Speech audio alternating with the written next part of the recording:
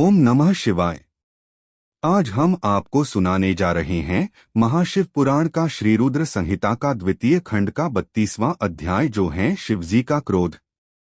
ब्रह्मा जी कहते हैं, नारद, उस आकाशवाणी को सुनकर सभी देवता और मुनि आश्चर्य से इधर उधर देखने लगे। उनके मुंह से एक भी शब्द नहीं निकला। वे अत्यंत भयभीत हो गए। उधर भृगु के मंत्रों से उत्पन्न गणों द्वारा भगाए गए शिवगण, जो कि नष्ट होने से बच गए थे, शिवजी की शरण में चले गए।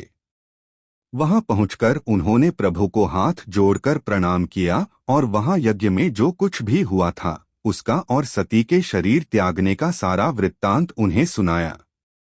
शिवगण बोले, हे महेश्वर, दक्ष बड़ा ही दुरात्मा और घमंडी है।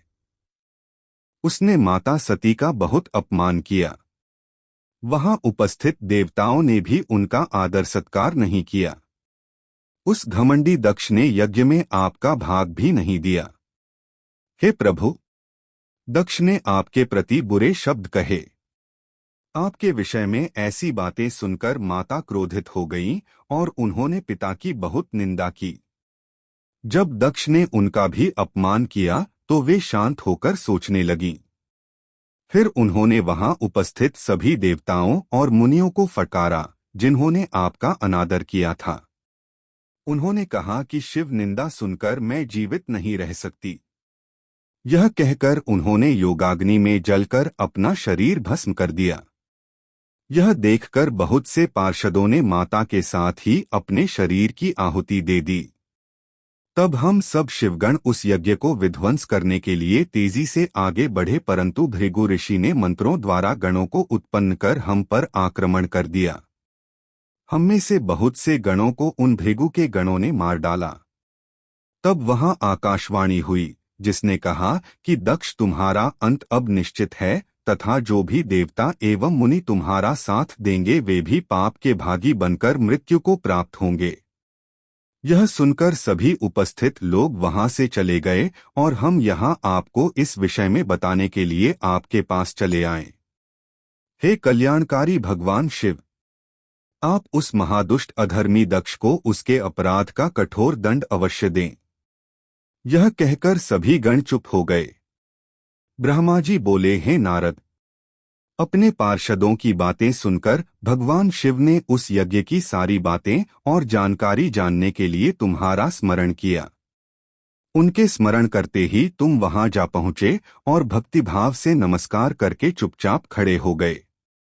तब महादेव जी ने तुमसे दक्ष के यज्ञ के विषय में पूछा। तब तुमने उत्तम भाव से उस यज्ञशाला में जो हुआ था वह सब वृत्तांत उन्हें सुना दिया। सारी बातों से अवगत होते ही भगवान शिव अत्यंत क्रोधित हो गए। पराक्रमी शंकर के क्रोध का कोई अंत न रहा। तब लोक संहारी शंकर ने अपनी जटा का एक बाल उखाड़कर उसे कैलाश पर्वत पर दे मारा। जैसे ही वह बाल जमीन पर गिरा उसके 2 टुकड़े हो गए। उस समय वहां बहुत भयंकर गर्जना हुई।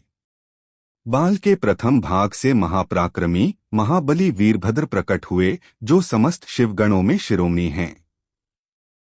उनका शरीर बहुत बड़ा और विशाल था। उनकी 1000 भुजाएं थीं।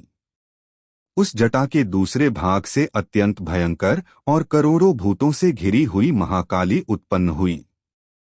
उस समय रुद्रदेव के क्रोधपूर्वक सांस लेने से 100 प्रकार के ज्वर और अनेक प्रकार के रोग पैदा हो गए। वे सभी शरीरधारी, क्रूर और भयंकर थे। वे अग्नि के समान तेज से प्रज्वलित थे। तब वीरभद्र और महाकाली ने दोनों हाथ जोड़कर भगवान शिव को प्रणाम किया। वीरभद्र बोले, हे महारुद्र, आपने सोम, सूर्य और अग्नि को अपने तीनों नेत्रों में धारण किया है। हे प्रभु, कृपा कर मुझे आज्ञा दीजिए कि मुझे क्या कार्य करना है।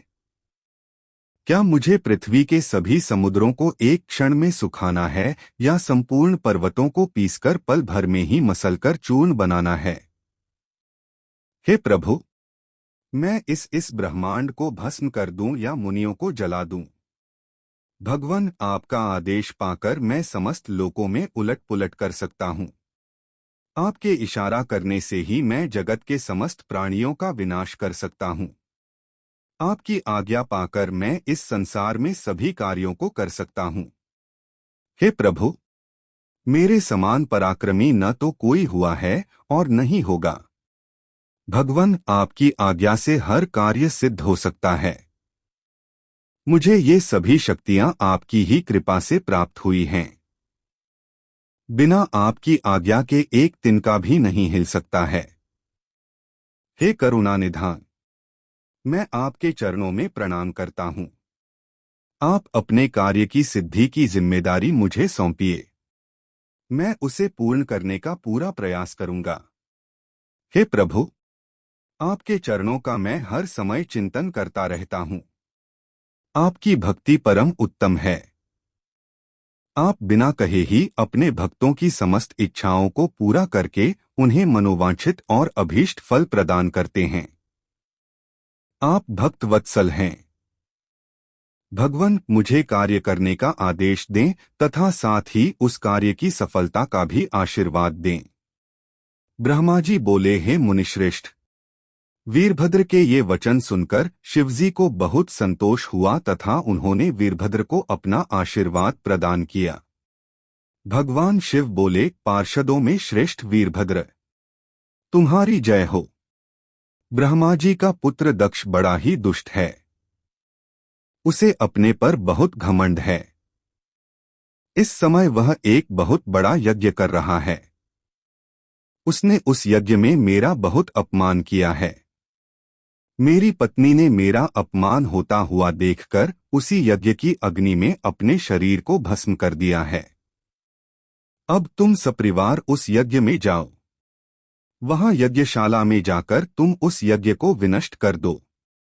यदि देवता, गंधर्व अथवा कोई अन्य तुम्हारा सामना करे और तुम्हें ललकारे तो तुम उसे वहीं भस्म कर देना। दधीची की दी हुई चेतावनी के बाद भी जो देवतागण वहां यज्ञ में मौजूद हैं, तुम उन्हें भी भस्म कर देना, क्योंकि वे सभी मुझसे बैर रखते हैं। तुम उन सभी को बंधुबांधवों सहित जलाकर भस्म कर देना। वहां कलशों में भरे हुए जल को पी लेना। इस प्रकार वैदिक मर्यादा के पालक भक्तवत्सल करुणानिधान शिव ने क्रोधित होकर वीरभद्र को यज्ञ का विनाश करने का आदेश दिया।